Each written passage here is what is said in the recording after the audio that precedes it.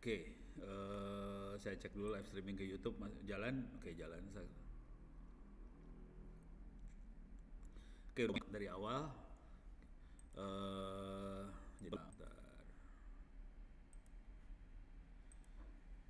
teman yang ada di luar sana, bukan di TTS, bukan mahasiswa ITTS, mungkin eh, nggak belum bisa akses secara penuh kuliah mikroprosesor dan komputer arsitektur karena kuliah ini sedang saya buat. Ini kalimat pertama yang seru ya. Sebagian materi dan soal ujian akan berbahasa Inggris. Nah ini hati-hati, di kuliah ini akan bahasa Inggris sebagian. Maaf Pak, suaranya belum ada Pak. Oh alah, bentar, suaranya belum ada ya. Oh, bentar. Ya, siap. Suara mudah-mudahan ada. Oke. Balik lagi. Share screen lagi ya. Oke. Oke. Minta maaf buat yang di Zoom. Tadi suaranya lupa diklik. Nah, buat yang di luar, kuliah mikroprosesor sama komputer arsitektur ini sebenarnya judul yang dikasih ke saya mikroprosesor doang sih, cuman kalau saya benar-benar ngasih mikroprosesor, saya takut Anda pingsan. Karena dasar saya adalah bikin mikroprosesor, bukan memakai mikroprosesor. Jadi saya bisa ngajar cara bikin mikroprosesor, cara bikin IC, cuman itu sangat elektro banget dan Anda bakal pingsan. Dan kuliah ini sedang dalam proses pembuatan. Konsekuensi proses pembuatan adalah sebagian materi dan soal ujian akan berbahasa Inggris. Karena apa? Karena dosennya belum sempat menerjemahkan. Karena Pak Aziz dan Pak Agung ngasih saya tugas ini sekitar seminggu lebih, 2 minggu kurang sih. Akibatnya saya belum sempat bikin materi, harus ngasih kuliah, ya sudah bahasa Inggris lah keluarnya. Jadi ini akan berbahasa Inggris nih. Ini bahasa Inggris yang ada tulisan EN itu bahasa Inggris nih ya. Ini banyak yang bahasa Inggrisnya. Jangan khawatir, jadi nanti materi bahasa Inggris, soal juga sebagian akan bahasa Inggris. Cuman saya usahakan supaya soal bahasa Inggrisnya nggak terlalu susah. Buat anda yang ada di luar ITTS, yang ada di open course aja biasa. Nanti kalau kuliah ini sudah selesai, saya akan kopikan supaya yang open course bisa akses ke materi ini juga. Tapi sementara itu belum selesai, saya akan bikin rekamannya dan rekamannya akan ditaruh di YouTube supaya Anda bisa lihat. Jadi rekamannya tetap terbuka dari sekarang, bisa lihat. Oke ya. Sekarang materinya seperti apa? Jadi saya bukan cara bikin mikroprosesor. Kalau cara bikin mikroprosesor Anda pingsan semua. Saya lebih ke arah bagaimana cara menggunakan mikroprosesor, arsitektur dari komputer seperti apa, dan ilmu ini akan sangat digunakan kalau kita mulai mainan Internet of Things gitu. Jadi kita akan pakai mikroprosesor terutama kalau kita mainan Internet of Things. Oke? Sekarang saya kasih lihat gambaran secara umum materinya seperti apa. Secara umum, oke, ini ada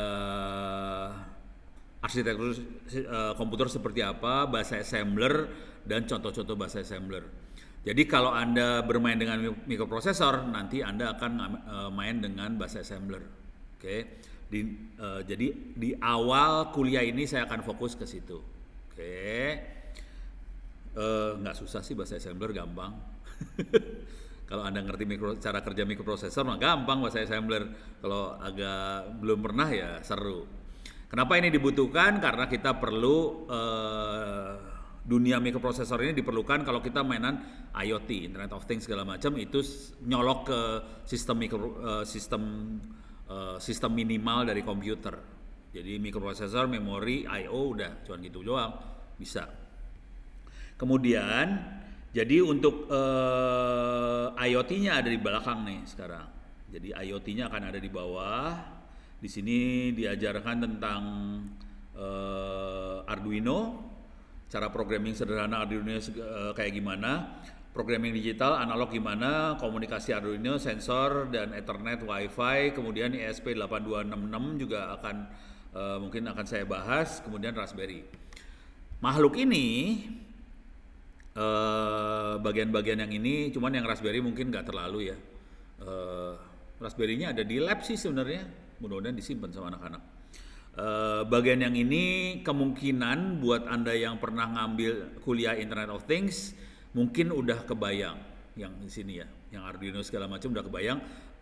Mudah-mudahan dosen yang ngajar Internet of Things-nya gayanya kayak saya banget gitu. Jadi kita praktek cara programming microprocessor segala macam seperti apa. Oke. Tapi nanti saya akan kasih lihat bagaimana caranya kita bisa belajar pakai simulator dari Arduino online. Jadi ini untuk terutama buat input output. Oke. Cuman mikroprosesor kan bukan cuman buat sensor doang, bukan Arduino doang. Mikroprosesor itu juga banyak dipakai di komputer beneran, dan itu nanti urusannya dengan sistem operasi. Jadi materi yang ketiga adalah tentang sistem operasi sih sebenarnya. Tapi ntar penyampaiannya saya balik ya. Arduino terakhir di belakang. Saya kasih sistem operasi duluan karena itu sebetulnya yang banyak berkaitan dengan komputer arsitektur itu kebanyakan sistem operasi. Jadi mulai dari sejarah sistem operasi, kemudian cara kerja sistem operasi. Tapi saya tidak akan masuk ke sistem operasi benernya. Saya akan langsung bagaimana bukan ke arah penggunaan sistem operasi. Saya lebih ke bagaimana membuat sistem operasi, compile kernel, bikin sistem operasi buat router. Terus kalau di Windows kita kenal yang namanya driver, kalau di Linux kita kenal yang namanya kernel modul, bagaimana cara membuat kernel modul. Terus pengaturan jadwal di sistem operasi. Jadi kira-kira cara berpikirnya kira-kira gini. Di dalam komputer itu ada banyak sekali program yang dijalankan. Kayak sekarang saya lagi nge-zoom. Sambil nge-zoom saya buka web. Sambil buka web saya ini pun ada beberapa, ada live streaming ke YouTube. Ada ntar kalau ada pertanyaan, suaranya kecil ya. Oke, saya gede ini suaranya. Mudah-mudahan suaranya kecil lagi nih. Yang ngecilin Zoom ya. Saya gedein lagi nih Zoom. Oke, mudah-mudahan. Zoomnya ngecilin dulu nih. Parah. Tar, saya akan rubah di OBS-nya aja kalau gitu. Ini saya maksimalin aja OBS-nya. Mudah-mudahan, mudah-mudahan masih bisa agak bagus nih suaranya ke YouTube. Soalnya ada yang komplain. Oke, bayang. Nah, saya balik lagi ke materinya lagi. Ya. Jadi saya akan ngasih lihat bagaimana cara membuat sistem operasi atau kernel Linux seperti apa. Mudah-mudahan hard disk saya kuat nih yang ada di laptop ini. Soalnya urusannya sama laptop ini nih. Kecuali saya ngerjain ini dari rumah. Kalau dari rumah gampang karena komputer saya di rumah gede. Kalau laptop ini parah, kecil banget. Jadi saya bikin sistem operasi Linux, sistem operasi OpenWRT. OpenWRT adalah sistem operasi yang bisa dipakai di router. Kemudian cara bikin driver, kalau di Windows namanya driver, kalau di Linux namanya kernel modul. Nah, yang penting dari sistem operasi adalah bagaimana mengatur jadwal. Jadwal maksudnya gini, sistem operasi ini menjalankan aplikasi banyak bersamaan. Istilahnya multitasking. Task, tugas, multi, banyak. Jadi banyak tugas sekaligus di sistem operasi. Konsekuensinya kita harus ngatur dong. Oke, sekarang kamu yang dikerjain. Yang kedua, sekarang kamu keluar dari sistem operasi, kamu yang jalan. Jadi caranya gitu. Kayak ini sekarang, saya lagi browsing, saya lagi streaming ke YouTube, saya lagi nge-zoom segala macam. Si core, si prosesor harus diatur. Oke, sekarang zoomnya jalan. Oke, sekarang ininya jalan. Dan itu diatur dalam waktu millisecond. Itu harus tahu gimana cara ngaturnya, siapa yang dikasih prioritas segala macam. Ini harus diatur di pengaturan scheduler sistem operasi. Nanti kalau dia melakukan input output, ngirim data ke internet dan segala macam, kita harus ngatur scheduler lagi buat I/O. Nanti karena dia akan pakai memori, RAM segala macam, kita harus ngatur lagi scheduler dari memori. Oke, jadi ini akan diterangkan kemudian tentang cara schedulingnya dan sebagainya. Nah, sistem operasi juga perlu kita monitoring kerjanya dia, apa yang lagi operasional segala macam. Nah, ini kita perlu monitor kerjanya. Oke, cara teknik monitoring kerja sistem operasi juga diajarin. Kemudian cara ngukur benchmark sistem operasi perlu belajar juga bagaimana kita ngukur kemampuan sistem operasi ini. Bagusnya di sebelah mana? Apakah bagus buat komputasi? Apakah bagus buat file? Apakah bagus buat machine learning? Apa segala macam. Nah, ini kita harus ukur benchmark. Oke, jadi ini benchmarking. Jadi kalau secara umum ada 3 bagian di kuliah ini. Pertama gambaran umum, jadi hardware banget. Terus sama assembler, kemudian jadi ini akan Anda belajar programming assembler ya, kemudian masuk ke sistem operasi yang biasa kita pakai, termasuk cara bikin sistem operasinya, kemudian kita belajar Arduino buat IoT dan sebagainya. Oke, untuk pelajaran ini Anda nggak perlu punya Arduino sebenarnya karena semuanya bisa dibikin online. Kita pakai simulasi online, jadi nggak perlu beli yang mahal-mahal. Bahkan kita nggak perlu beli apa-apa, asal punya komputer udah bisa semuanya sih sebenarnya. Beres ya? Oke? Oh iya, kalau ada pertanyaan silakan tulis di chatting ya. Sorry, tadi saya harus stop share dulu. Saya monitoring, monitoring chattingnya dulu. Oke, ini ada pertanyaan buat enroll mata kuliah sistem operasi, passwordnya apa? Oke, saya kasih lihat dulu passwordnya. Ini masuk. Saya juga lupa passwordnya. Coba kita lihat. Masuk sistem operasi, pastikan ID kuliahnya 56 ya. ID ini buat yang di ITTS. Buat yang bukan ITTS, kalau bisa jangan enroll. Bukannya apa-apa. Kalau enroll kalau Anda yang di luar enroll, saya pusing urusan nilai soalnya. Soalnya yang enroll ini nilainya akan dimasukkan ke BAK. Kalau yang bukan ITTS, tolong tunggu sabar karena kuliah ini juga akan saya lepas supaya yang di luar ITTS bisa akses. Cuman nama kuliahnya bukan ITTS 2022-1, bukan itu. Oke, saya akan coba cek untuk enroll key-nya apa. Jangan sampai salah enroll ya. Enroll yang ini saya masuk ke user, masuk ke method. Self enroll, saya buka dulu self enroll. Oke, passwordnya apa? Nih, ITTS U kecil P besar. Saya tulis aja di chatting ya. ITTS U kecil P besar. Kita orang-orang zaman dulu biasanya kalau nyebut mikroprosesor, U itu mikro, P prosesor, UP. Jadi ITTS UP.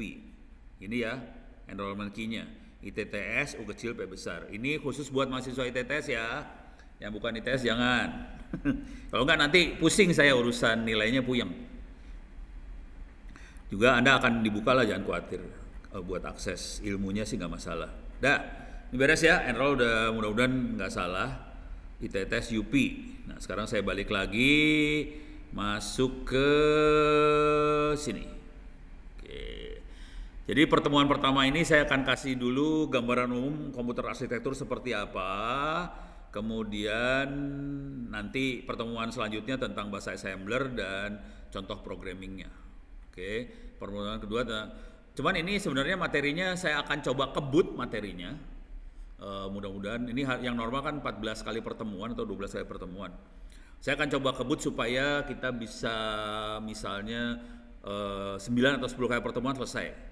Sisanya saya akan banyak berbentuk latihan-latihan aja, atau tanya jawab atau diskusi, gitu ya.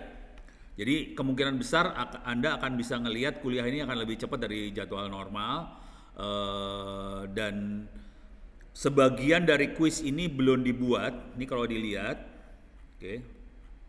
Ini sudah ada kuisnya, mudah-mudahan bisa dikerjain. Gak tahu, coba saya klik dulu ya. Bisa dikerjain nggak? Kemungkinan kalau bang soalnya belum cukup, udah bisa. Ini udah bisa dikerjain kuisnya. Oke. Jadi sebagian sudah ada kuisnya, ini udah ada kuis, sudah ada kuis. Ini ada kuis, sistem operasi sudah ada, benchmark sudah ada. Nah, Arduino belum. Nah, ini kayaknya kuisnya kosong nih, belum ada. Coba kalau saya klik, masih belum ada kuisnya dalamnya sebenarnya. Masih belum ada soalnya. Jadi yang Arduino soalnya belum ada, soalnya lagi saya buat. Oke. Ini kan, no question has been added yet. Jadi belum ada soal di Arduino-nya. Karena ini kuliahnya lagi dibuat, jangan khawatir. Oke. Jadi seru. Dosennya ngajar sambil bikin kuliah. Kan asik itu baru. Oke. Nah, sekarang saya balikin ke atas. Cuman Anda kalau mau dapat nilai A, saya izinin. Kalau mau nulis buku silahkan. Kalau mau ujian juga boleh. Ini salah nih. Sorry. Ini 200 halaman bukunya ya. Kalau buku 200 halaman. Tentang urusan mikroprosesor sama komputer. Oke. Sekarang saya masuk ke sini. Bentar, saya sambil lihat YouTube ya. YouTube ada suara bergema. Iya, ini ruangannya soalnya emang bikin echo ini ruangannya. Ini saya di lab, suaranya bikin echo ya. Ada pertanyaan, bagian apa dalam mikroprosesor? Jawab. Pertanyaannya benar dan itu akan saya jawab langsung. Kuliah awal emang itu sih.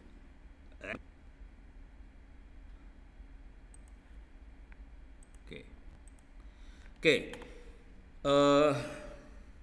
Microprosesor yang sekarang udah 64 bit sebetulnya udah rumit dalamnya. Kalau mau microprosesor yang gampang, kita ada baiknya lihat microprosesor yang 8 bit ya. Sekarang kita akan lihat microprosesor yang 8 bit, ada dua, ada yang microcontroller, ada microprosesor. Jadi ada dua kata yang dipakai di sini, ada microprosesor, ada microcontroller. Itu dua makhluk yang lain, hati-hati. Jadi ada microprosesor, ada microcontroller, makhluknya beda. Microcontroller adalah microprosesor plus. Ibaratnya gitulah. Kalau microprosesor adalah microprosesor min, pakai minus. Oke, coba kita lihat sih sekarang gambarnya dulu. Nih, kita bisa lihat dalamnya. Kita lihat gambarnya. Kalau ini Atmega 328 itu yang dipakai sama Arduino ya. Jadi Arduino kayak pakai ginian, Mega 328 PU ini di Arduino dipakainya. Dalamnya kira-kira seperti ini. Mampus lu. Beres ya. Kalau kita yang udah biasa ngelihat, kita tahu kira-kira ini makhluk apa sih sebenarnya. Jadi yang ini nih memori nih biasanya. Yang bentuknya terstruktur rapi sama semua memori. Ini yang ribet, ini adalah bagian ini kenapa ada Aurel hamil hingga melahirkan sempat keguguran. Ya. Ini memori, ini bagian buat ngitung. Jadi kalau kita mau tambah, kurang, itu pakai bagian yang ini. Istilahnya adalah arithmetic logic unit. Ini bagian sini kayaknya input output deh kayaknya. Kira-kira kayak gitu. Nggak ada yang nunjukin lagi. Jadi ini kalau prosesor kita buka tutupnya dan kita pakai mikroskop buat ngelihat dalamnya. Kira-kira bentuknya kayak gini ya. Nah di sini ada konektor-konektor ke soket-soket yang ada di sini nih. Ini soket-soket sininya, konektornya lewat sini. Disolder, jangan khawatir. Nah saya sendiri bidangnya adalah bikin ginian sebetulnya. Saya bukan informatika sebenarnya. Saya kan teknik elektro dan saya adalah bikin IC ini. Gitu. Cita-citanya dulu di Indonesia cita-cita kami adalah kita pengen bikin pabrik IC seperti ini. Cuman kayaknya nggak terlalu didukung sama pemerintah, jadi rada susah kita hidupnya. Akhirnya ono melacur ke informatika, begitu kisahnya. Oke, ini kita masuk mikroprosesor yang 8 bit. Ini mikroprosesor yang pertama kali saya pakai sebenarnya, yang saya program dulu. Namanya nggak bisa digedein ya, Z80 kontrol plus. Oke. Ini 88 bit. Nah di dalamnya ada beberapa, ini beda, ini mikroprosesor, yang tadi mikrocontroller ya, beda. Memori, ada RAM. Kalau ini nggak ada RAM-nya nih, hati-hati, RAM-nya nggak ada dia. Jadi dalamnya dia adalah yang paling penting adalah yang ini, arithmetic logic unit. Ini buat tambah, kurang, shift register, apa segala macam. Ini arithmetic logic unit. Nah, kemudian di sini ada program counter nih. Ini program counter. Fungsinya program counter adalah buat nyatet, oke, sekarang saya menjalankan perintah yang ada di memori nomor berapa. Ini program counter. Nanti kalau perintahnya udah dijalankan, program counternya dinaikkan, dia ngambil lagi perintah dari memori nomor sekian, naikin satu. Kalau udah selesai lagi, naikin perintah yang kedua. Jadi ini program counter ibaratnya kalau kita bikin program, dia nyatet, oke, perintah pertama jalanin, perintah kedua jalanin, perintah ketiga jalanin. Ini yang ngatur program counter. Tapi nanti program counter isinya alamat RAM, kira-kira kayak gitu ya. Oke, jadi sambil ngerti arsitekturnya harus ngerti cara kerja memori prosesor secara keseluruhan sih, itu ya. Nah di sini nih yang gede ini, yang gede sampai ke sini nih, yang ada trapesium bentuknya. Ini timing control, itu yang ngatur. Oke, sekarang saya mau ngambil memori, tolong yang lain jangan akses, saya ambil memori dulu ya, seret ambil. Oh, saya pengen ngomong sama Ethernet, ini timing controlnya yang ngatur nih. Dia ngatur timingnya, dan ini nggak boleh sampai salah nih, parah. Kalau salah nanti data sama program kecampur, karena di komputer ada dua ya, ada data, ada program, ada data, ada perintah. Kalau kecampur, bingung. Karena dua-duanya ditaruh di memori, di RAM. Kalau kecampur, pusing kepala tuh urusannya. Itu ya, beres ya. Nah, kemudian kalau kita perhatikan di sini dia tidak ada RAM ya. RAM-nya di luar. RAM-nya ada di luar CPU. Ini CPU lah. Kalau dalam bahasa ininya ini CPU. Cuman hari ini orang kalau ngomong CPU itu casing yang gede isinya komputer namanya CPU.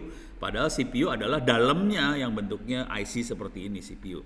Jadi kita ada salah ya karena guru-gurunya nggak ngerti bahwa CPU adalah dalamnya. Sebenarnya CPU dalamnya sini.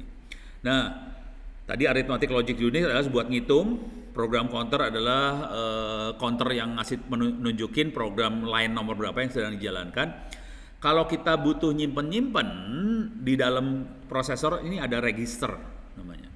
Biasanya ada register A, register B, register C, register D dan sebagainya. Nah, register ini adalah memori. Nah, memorinya cuma register ini aja. Kalau di prosesor yang kecil, cuma memorinya ini. Kalau di microcontroller, dia punya register ya, punya memori RAM juga dia. Jadi dia punya dua memori di dalam chipnya. Nah, yang register array ini adalah misalnya jadi cara kerjanya gini. Oke, saya ngambil data dari RAM nomor sekian, diambil datanya taruh di register A. Terus ngambil data dari RAM nomor sekian, taruh di register B. Jadi dia di A ada data dari memori berapa, B ada memori berapa. Nanti lewat arithmetic logic unit kita bisa atur. Ini data, kita punya dua data mau diapain? Tambah, kurang, digeser, apa segala macam. Fungsi N, fungsi OR, apa segala macam. Harusnya sebelum ngerti ini kita harus kita harus ngerti yang namanya aljabar biner. Makanya kalau Anda perhatikan, kalau Anda kuliah di jaringan ke saya, ada aljabar biner. Kenapa aljabar ini dibutuhkan? Karena itu buat ngerti cara kerja si prosesor itu.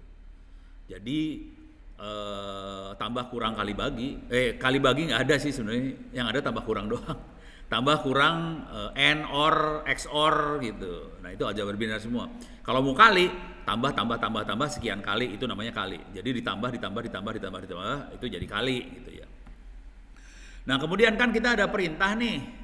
Suruh N, suruh sum, suruh add, tambahkan, suruh OR, XOR apa segala macam. Jadi ada perintah dimasukkan. Perintah itu sebenarnya berbentuk angka. Perintahnya berbentuk angka, 001 itu apa, 0010 itu apa. Nah, angka-angka tadi kita perlu lihat tabel. Kalau 001 itu perintah apa, 0010 apa. Nah, itu lihatnya di instruction decoder, itu tabel. Kalau angka ini perintah apa, angka ini perintah apa. Jadi bentuknya prosesor cuma kayak gini doang, deh. Timing, jadi ini kalau udah mainan kayak gini, masalahnya di timing semua ya. Jangan sampai salah waktu aja. Salah waktu bubar semua caranya. Jadi ini ada timing control sama ada timing sistemnya, ini yang gede banget dari sistem mikroprosesor dua makhluk ini sih sebenarnya. Tapi biasanya kalau kita make dua makhluk ini udah nggak peduli. Jadi kita biasanya kalau pakai mikroprosesor yang perlu cuman ngerti oke, ada namanya arithmetic logic unit, ada register, ada kalau data buffer buat nyimpen sementara biasanya nggak kita lihat, ada instruction decoder. Jadi cuma 3 sebenarnya yang dilihat, arithmetic logic unit, register, sama instruction decoder. Oke. Kira-kira kayak gitulah bentuk mikroprosesor, cuma gini doang sih. Beres. Tadi yang satu lagi bisa kita lihat lagi bentuknya seperti ini. Yang ini lebih benar sih, warnanya udah kayak gini sih. Kalau udah pernah lihat di dalam mikroskop bentuknya kayak gini. Oke. Ini dilihatnya pakai mikroskop ya. Mikroskop yang biasa di rumah sakit pakai ini. Cuman dengan teknologi yang ada sekarang udah pakai sampai nanometer ininya, lebar transistornya. Itu kadang-kadang agak susah dilihat di mikroskop, kadang-kadang kita harus pakai scanning electron microscope. Oke, ini beres. Sangat disarankan untuk baca-baca tutorial 3 tutorial ini. Oke, sekarang saya kasih icip-icip lah tutorial-tutorial, sama bawah-bawahnya juga kita lihat ya. Ini udah. Ini kita buka di sini tutorialnya. Asli ini yang tutorial point ini bagus banget, sederhana. Jadi tutorialpoint.com ini buat pemula. Jadi kalau menurut tutorialpoint.com ini, microprocessor adalah sebuah kontrol unit dari sebuah komputer kecil. Akan dikontrol sama microprocessor, biasanya dibuat pakai small chip dalam logic unit, dan dia punya yang lain yang ada di motherboard dari mikroprosesor itu. Kayak gitu aja. Jadi kunci sama register ya buat nyimpan sementara data. Jadi cuma itu aja sih intinya. Nextnya ini dia. Jadi ini mikroprosesor sama control unit. Control unit itu buat timing segala macam. Jadi sebenarnya kalau kita sebagai programmer yang perlu dilihat cuma 2 aja sih sebenarnya, ALU sama register, titik, habis, selesai. Sisanya urusan dia. ALU-nya biasanya dikasih nama. Ini kasih nama sama kita waktu bikin program ya. Ada A, B, C, D, E, F, G, H, I, J, D, K, L segala macam. A itu biasanya akumulator. Itu tempat nyimpan hasil perhitungan dan sebagainya, tuh akumulator. Makanya disebutnya A, register A. Tapi sebenarnya dia akumulator adalah tempat nyimpan. Nah, kemudian dia akan komunikasi ke memori, dia akan ngambil perintah, ngambil data ke memori, dan dia juga bisa berkomunikasi ke input output. Input-output biasa ke layar, ke LCD, ke jaringan, dan sebagainya. Beres ya? Ini basic dari sebuah mikrokomputer. Gitu ya. Nah, sekarang proses yang terjadi dari dalam mikroprosesor, prosesnya sebenarnya cuma 3 proses aja. Ambil data sama perintah. Perintah sama data diambil, di fetch, kemudian di decode, kemudian dijalankan execute, selesai. Cuma itu aja sih prosesnya, cuma 3 itu. Fetch, decode, execute. Fetch, decode, execute. Fetch, decode, execute. Nanti prosesornya biasanya dioptimasi, kita mau cepat atau enggak. Satu perintah bisa ngerjain berapa perintah sekaligus, atau kita kerjain satu-satu. Makanya kita mulai mengenal yang namanya complex instruction 6, complex instruction computer system, ada yang RISC, reduced instruction set computer, ada complex instruction set computer sama reduced instruction set computer dan sebagainya. Ini urusannya mau fetch, decode, execute-nya mau seberapa cepat. Jadi mereka akhirnya ngerubah desain dari prosesornya supaya prosesornya makin cepat. Contoh, Intel adalah complex instruction set computer. Artinya satu perintah bisa ngerjain beberapa perintah sekaligus. Kalau Arduino Android, Arduino handphone, Android yang kita pakai, handphone kita itu prosesornya pakai ARM. ARM itu RISC, Reduced Instruction Set Computing. Jadi dia perintahnya lebih sedikit, lebih sederhana, tapi untuk satu kerjaan seringkali dia harus mengerjakan beberapa perintah direndengin. Kalau yang Intel satu perintah bisa berapa kerjaan direndengin sekaligus. Kalau yang RISC perintahnya sedikit direndengin. Konsekuensinya prosesor yang RISC lebih kecil daripada yang kompleks. Kalau kompleks kan dia banyak banget dalamnya. Jadi itu pertandingan antar pabrikan tuh kayak gitu. Ada yang kompleks, ada yang reduce. Dan kelihatannya belakangan ini karena clock speed-nya naik, yang RISC ini kayaknya mulai ngalahin yang Intel. Oke. Nih prosesnya kayak gini. Yang perlu kita kenal istilah-istilah yang banyak dipakai di mikroprosesor ada instruction set. Oke. Adalah instruksi-instruksi yang perlu diketahui, gampang banget cara nyarinya, misalnya gini lah. Intel i5 instruction set. Oke. Kita bisa lihat instruction setnya seperti apa, nih dia. Di Wikipedia aja ya, yang gampang ya. Jadi instruction setnya seperti ini sih. Nih. AAD, AAM, add with carry. Ini instruction setnya kayak gini ya. Oke. Ini adalah instructionnya, opcode-nya, binary-nya 101, tapi ini ditulis dalam heksadesimal. Ini heksadesimalnya ini. Jadi perintah AAA heksadesimalnya adalah 0x37. Oke. Tinggal nanti kan kita bisa bikin 1010-nya ya. Jadi 1010-nya berapa? Ini itu yang nanti ditanyakan ke dalam tabel instruksi yang ada di mikroprosesor. Nanti setelah dia baca, oh ini perintahnya maksudnya yang ini loh. Oke, berarti dia akan ngambil data dari sini terus diapain tuh datanya. Kira-kira kayak gitu. Ini add with carry, perintahnya kayak gini. Ini ada add, perintahnya kayak gini, 00, 005. Tapi tolong ini nanti dipikir dalam kepala kita harus ngerubah ini jadi binary 1010 sih sebenarnya. Jadi 098 tuh berapa 1010-nya, F8 tuh berapa 1010-nya, FC. Jadi kayak gini. Jujur, saya termasuk generasi yang pakai prosesor yang awal, makanya Z80 instruction set. Jadi saya adalah pemakai Z80. Jadi add with carry perintahnya kayak gini, FD ini. Dan beberapa teman saya sampai bisa hafal. Parah tuh anak-anak itu, teman-teman saya rada-rada gelo kadang-kadang. Dia bisa hafal. Ini adalah add with carry, ini apa segala macam. Oke. Nah, untuk ngerti perintah-perintah ini, perintah ini ADC add apa segala macam, copy apa segala macam, ini ada decrement, ada increment, ada INC biasanya. Mana increment? Ini ada increment, ada decrement. Untuk ngerti ini semua Anda harus ngerti aljabar biner. Kalau nggak ngerti aljabar biner, setengah mati buat ngikutin ini sih sebenarnya, asli. Terutama algoritma ya.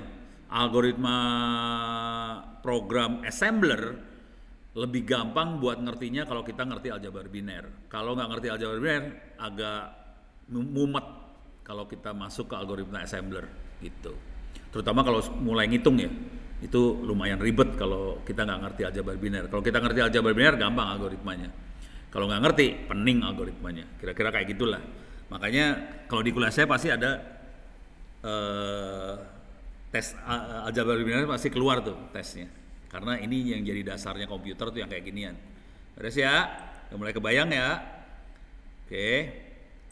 Balik lagi, masuk ke sini. Salah. Mana sih? Mana ya? Tutorial. Nah, ini dia. Satu instruction set.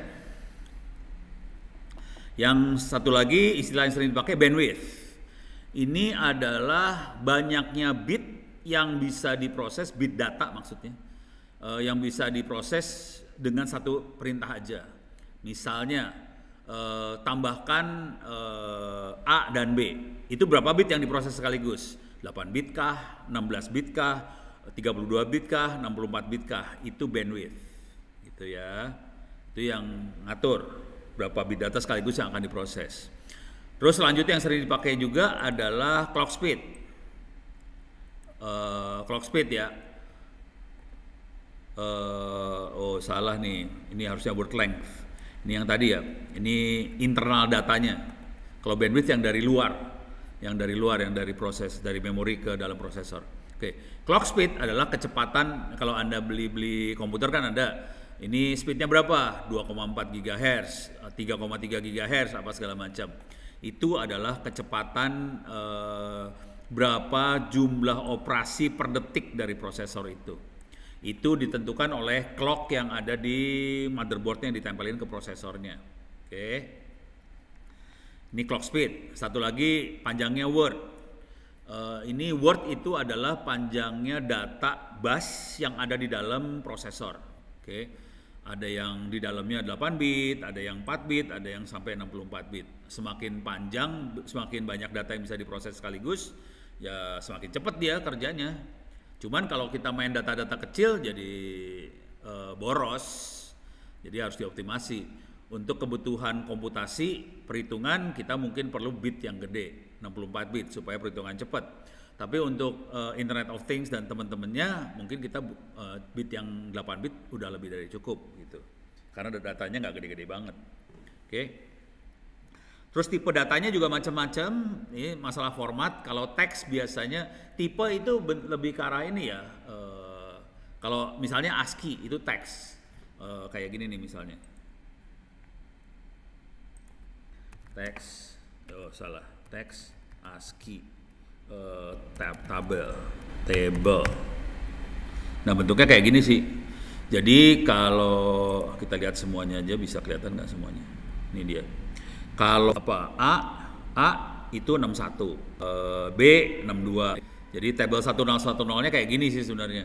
Jadi intinya format datanya berbentuk tabel aja. Pokoknya huruf ini 101-nya seperti apa, huruf ini 1010-nya seperti apa. Kita bikin tabel. Oke. Dari situ kita bisa gampang ngasih tahu ke visualisasi ke alat-alat buat visualisasinya. Bentar, mana sih? Ya. Salah. Sini ya. Ini udah, ini nggak perlu. Sekalian buang-buangin yang nggak perlu. Oke, itu data tipe. Ada BCD, ada binary, ada signed, ada unsigned number. Ini harus dilihat-lihat ya. Signed, unsigned number, binary. Binary itu lebih gampang cara berpikirnya. Binary itu cuman paling gampang mah gini lah, binary. Pakai kalkulator aja, kalkulator. Dan ini yang dipakai buat komputasi dalam komputer ya. Kita masuk ke programming mode. Oke, ini programming mode. Jadi ini tulisan desimalnya misalnya 10. Oke. Binary-nya salah. Desimal 10. Binary-nya adalah 18 binary atau heksadesimalnya A. Oke. Tapi binary benernya yang bilangan dasar 2 1010. Jadi 10 itu 1010 di binary. Kalau kita pakai ininya 8 12. Kalau kita pakai 16 itu A. Oke. Misalnya kita punya data tadi misalnya ASCII ya. ASCII tables.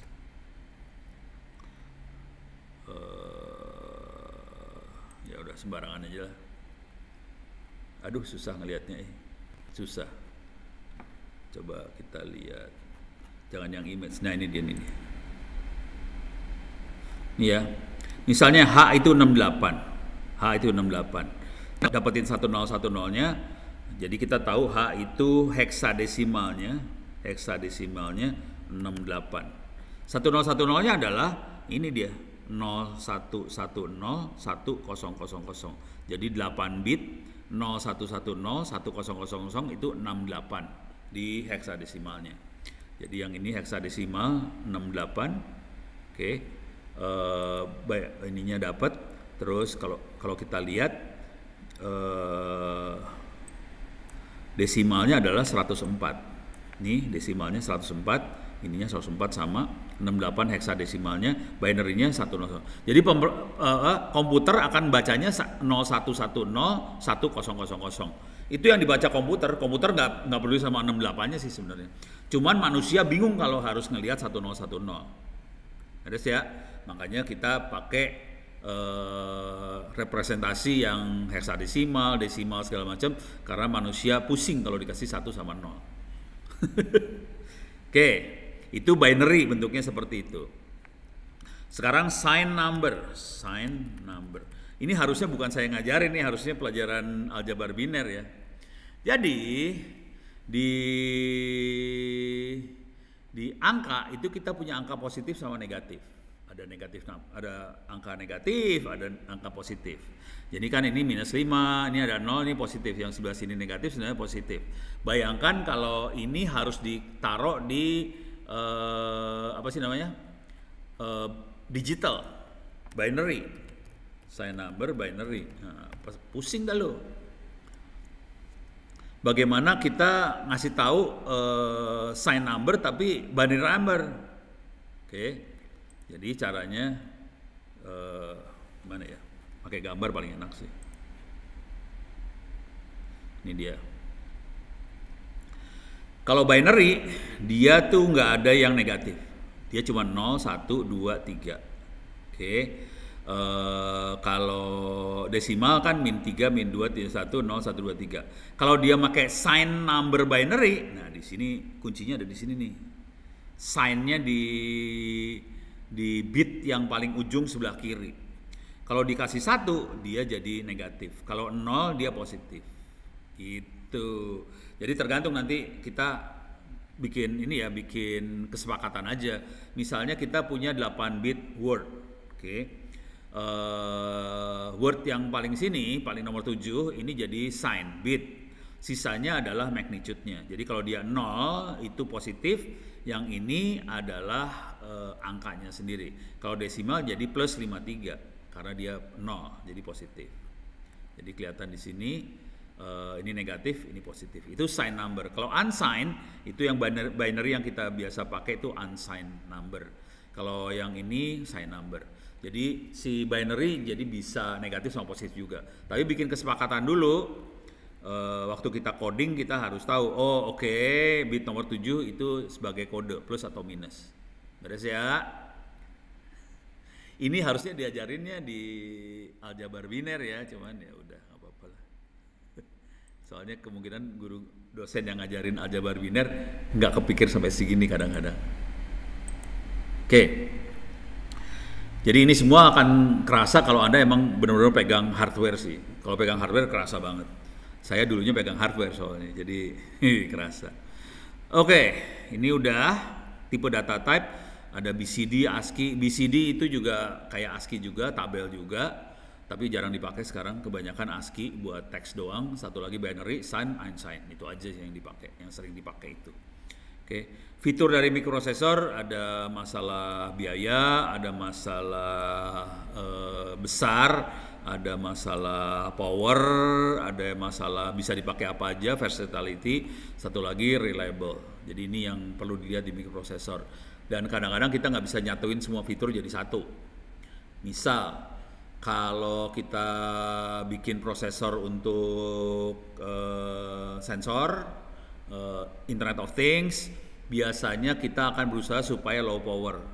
Soalnya biar pakai baterai kecil aja bisa tahan lama. Itu di IoT.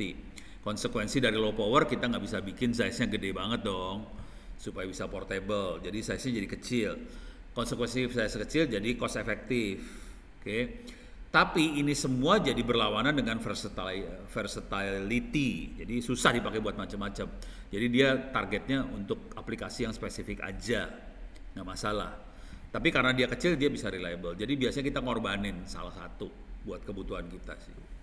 Jadi nggak bisa satu prosesor buat segala macam, tuh susah banget bikinnya. Oke, kita coba lihat next sambil ini ya. Nah ini tadi ada RISC, ada CISC, ada special. Ini contohnya adalah ini PowerPC, apa segala macam. Salah satu yang paling beken sekarang adalah Android. Ini yang beken banget. Dan kita tahu sekarang sudah ada desktopnya, ada laptopnya yang pakai RISC ini. Jadi bukan berbentuk handphone lagi, tapi berbentuk udah laptop pakai RISC. Dan kenceng, kemarin dilihat si Alan kenceng banget tuh. Intel kalah, parah banget. Yang CISC ini Intel banget. Kalau spesial prosesor ya prosesor yang khusus banget dibuat. Misalnya buat kontrol apalah. Tapi ya cuman itu doang gitu ya. Kalau ini spesial. Salah satunya yang biasanya adalah pengembangan dari contohnya yang paling banyak dipakai adalah yang banyak dipakai yang spesial prosesor ini yang banyak dipakai itu buat itu robot segala macam. Jadi lebih ke arah microcontroller biasanya yang spesial ini. Jadi ada 3 besar, RISC, CISC, spesial. Arsitekturnya nggak beda jauh sih sebenarnya. Oke. Ini ada instruction data memory, instruction cache, data cache. Jadi ini jadi cepat banget sih. RISC ini instruksinya lebih simple. Dia bisa support macam-macam data format, simple addressing, nggak kompleks. Nanti yang CISC lebih kompleks. 1 kali cycle execution time. Jadi cuman 1 clock bisa ngerjain apa. 1 clock ngerjain apa. Kalau yang CISC biasanya beberapa clock. Supaya dia bisa hidupnya enak, dia punya banyak register, transistornya lebih dikit sih daripada CISC. Kalau CISC contoh yang paling ininya mah IBM, fax mungkin Anda nggak pernah kenal. Saya pernah pegang fax ini, jangan khawatir. Kemudian prosesor yang sering dipakai Intel. Sampai yang sekarang ya, Intel yang sekarang hampir semuanya CISC semua. Turunan aliran yang ini Intel. Kalau yang Android alirannya yang di sini. Jadi ada 2 aliran besar sih sebenarnya di hardware. Arsitekturnya agak beda kalau kita lihat. Ini kalau di sini kelihatan nyambung nih. Nah ini nyambung di sini ke sini. Yang di sini nggak nyambung. Bisa dibaca. Special processor ini contohnya adalah microprocessor, coprocessor ya. Ini contoh atau inilah buat Nvidia segala macam. Sama microcontroller juga. Dan yang keren adalah yang ini sih, yang paling saya suka yang ini sebenarnya digital sih, yang processing processor yang ini. Karena hari ini bikin kacau nih, DSP ini bikin kacau karena kita bisa bikin BTS seluler sendiri lah. Jadi ini makhluknya ini contohnya. Ini contohnya ya, Blade RF. Ini spesial nih, ini parah banget ini. Harganya juga murah sih sekarang. Ini kita bisa bikin 5G sendiri, ini makhluknya, prosesornya dalam. Ini yang prosesor yang ini nih. Ini prosesornya segede gini. Tapi dia khusus tujuannya buat sinyal processing, buat pemrosesan sinyal. Jadi kayak fast Fourier transform segala macam bisa dikerjakan cepat dengan makhluk-makhluk yang kayak gini ya. Harganya juga nggak mahal sih sebenarnya. Coba kita lihat harganya ya. Ada harganya nggak sini? Lihat ke atas sih berarti shopping. Harganya tuh cuman sekitar $600, sekitar 7 juta, 600 sih sekitar 8 juta kali ya. 8 juta perak lah sekarang hari ini.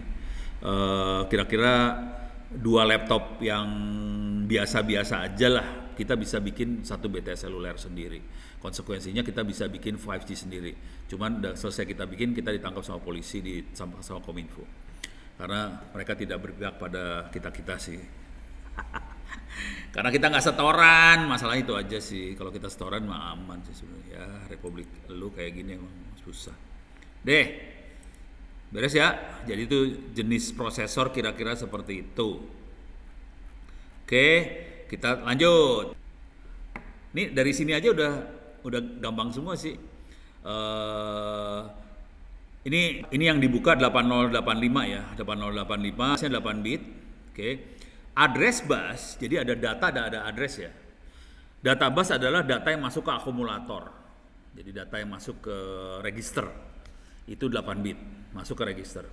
Cuman kan semua data ditaruh di memori. konsekuensinya ditaruh di memori, kita harus bisa akses. Ini ditaruh di memori nomor berapa? Nomor 1, 2, 3, 4, 5, 6.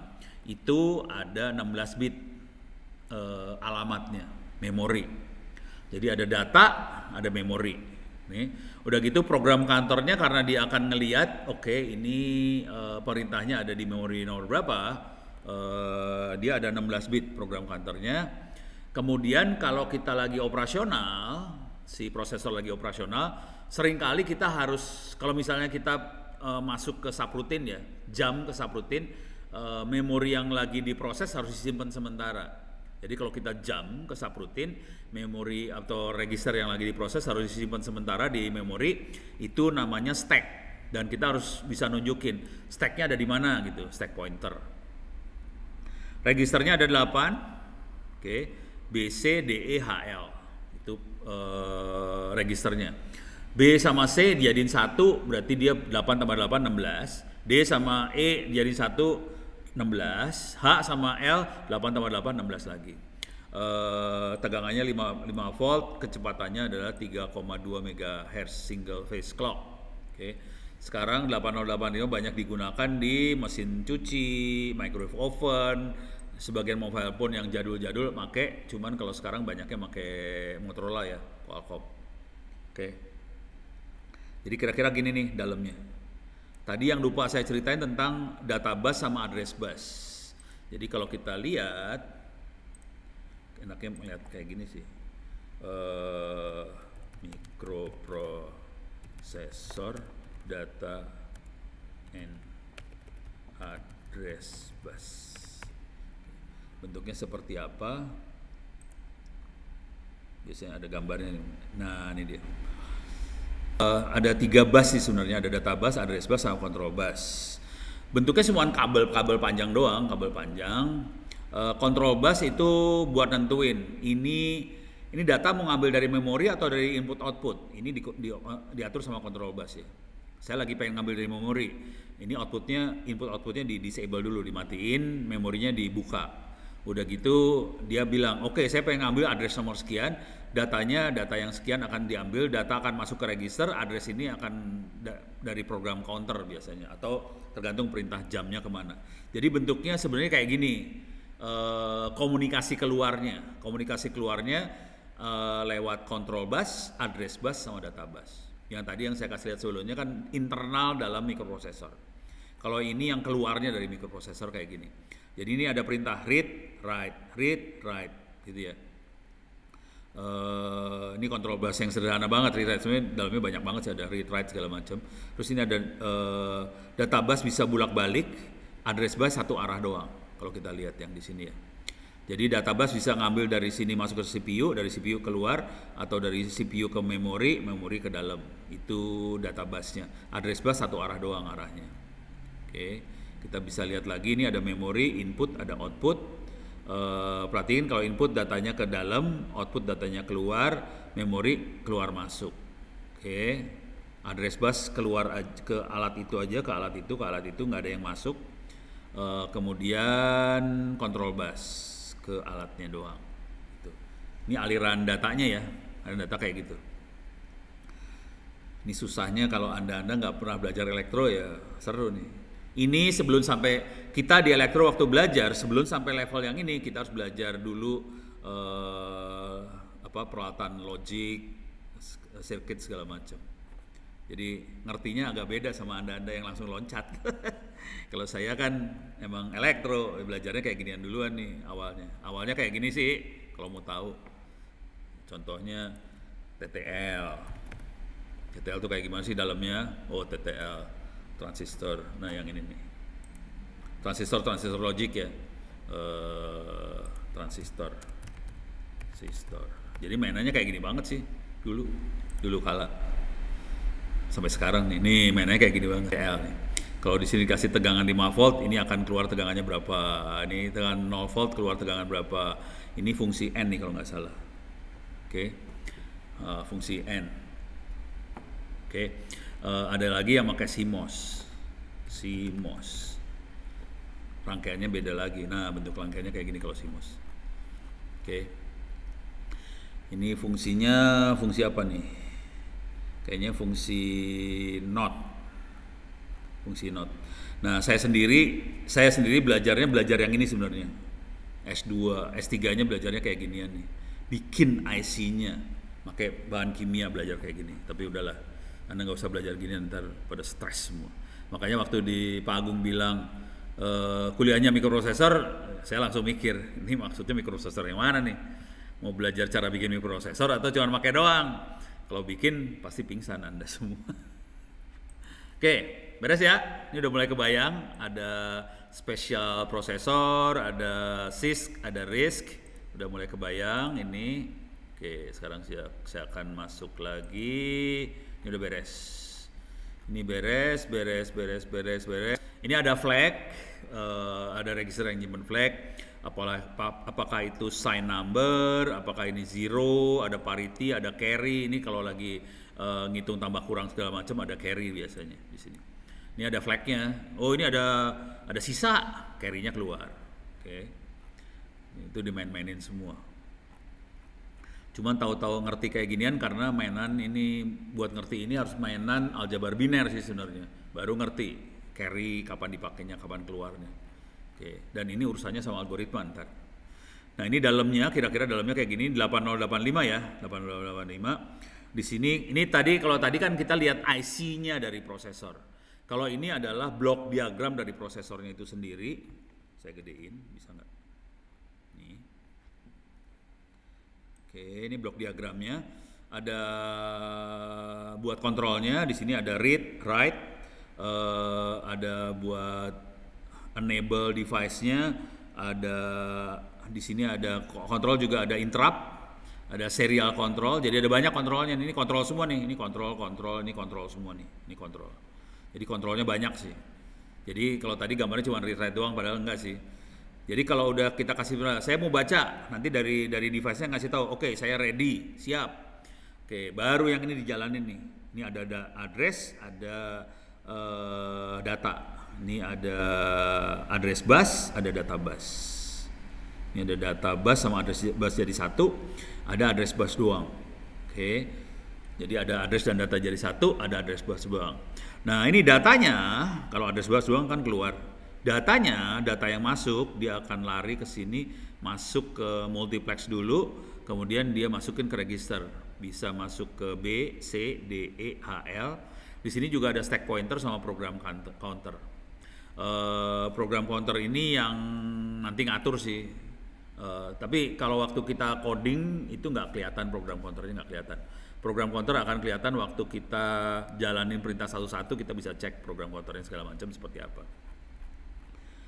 Oke, coba kita nextin lagi. Ada lagi nggak di sini? Nah, ini mah ininya bentuknya segala macam kayak gini. Ini ada read write, ini addressnya. Kalau Anda pakai Arduino, nah ini akan beda nih pinnya. Soalnya dalam Arduino ada input output segala macam di dalam prosesor. Oke, sip. Oke, kita akan coba lihat komputer arsitektur ya. Jadi kalau mikroprosesor tuh betul-betul chipnya di dalam IC-nya. Nah, kalau di komputer arsitektur, ini minta maaf semuanya bahasa Inggris nih ya. Soalnya kalau nerjemahin satu buku lagi itu lama tuh, proses nerjemahin kayak gini lumayan juga, nerjemahin aja puyeng. Oke, masuk tutorial point, bagus banget ini. Kalau lihat sebuah ini tadi mikroprosesor, kita lihat dari mikroprosesornya sendiri ya. Jadi ini mikroprosesor kayak gini, ada arithmetic logic unit yang sebagai otak utamanya dari situ. Nah, di komputer mulai ada ini nih, storage, input, output. Yang ini adalah mikroprosesornya. Di sini ada hard disk atau memori, ada input, ada output. Oke. Input output, input unit provide data to computer system from outside. Oke. Dari luar ke dalam datanya lewat input unit. Output unit ngasih data dari komputer keluar ke user. Oke. Storage tempat nyimpen data, bisa hard disk, bisa USB, bisa memori, RAM segala macam storage. Kemudian ada arithmetic logic unit buat addition, tambah, kurang, multiplication itu sebetulnya addition yang banyak, division adalah pengurangan yang banyak. Nanti ada carry-nya di situ. Oke. Terus control unit yang tadi ngatur read, write segala macam. Deh, beres ya. Saya coba lagi langsung. Biar cepat aja. Registernya ada 32 bit. Ini oke. Tambah bitnya ada yang 8 bit, ada yang 16 bit dan sebagainya. Gue cari yang lebih keren, nggak ada ternyata. Nggak keren banget lah. Ini logiknya nih. Jadi setelah ngerti komputer arsitektur baru kita bisa masuk assembler sebetulnya. Oke. Ini contoh aja sih, contoh. Ini ada simbol-simbolnya kayak gitu. Oke. Wah, ini mah pusing lu pada kalau digital. Oke. Kalau arsitektur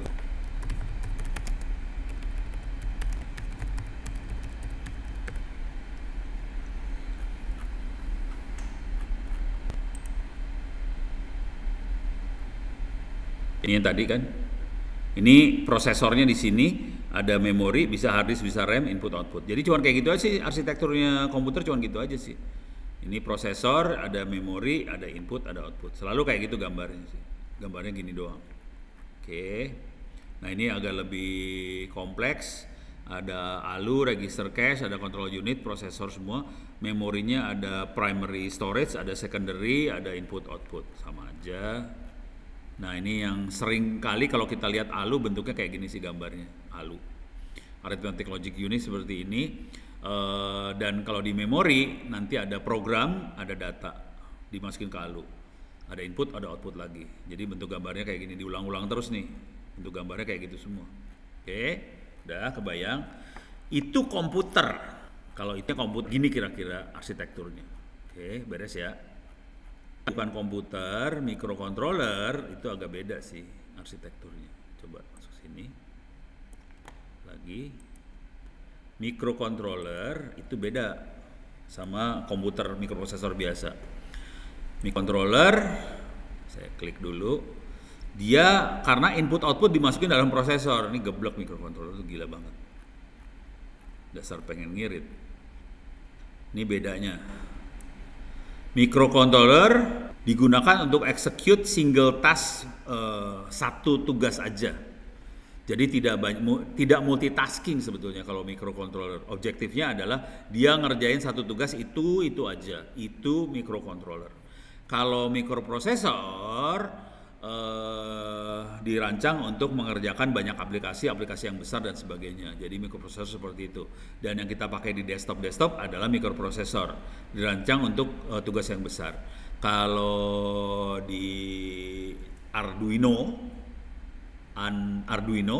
itu cuman satu task. Kalau nanti kita programming Arduino itu satu tugas saja. Microcontroller didesain untuk supaya hardware sama designing cost-nya rendah. Kalau mikroprosesor tinggi.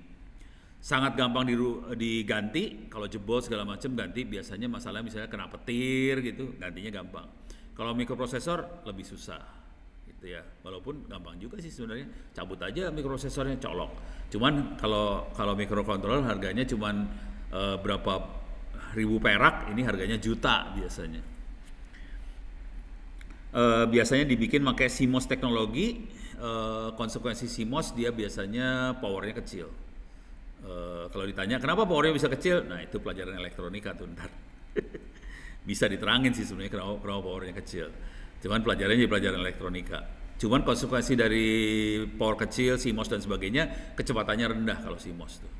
Kalau si mikroprosesor biasanya powernya lebih gede, tapi kecepatan tinggi, gitu ya. Nah ini yang kelihatan banget di microcontroller, dalamnya ada CPU, RAM, ROM, I/O, jadi satu semuanya. Kalau mikroprosesor hanya CPU aja, tidak ada RAM, ROM, I/O-nya nggak ada.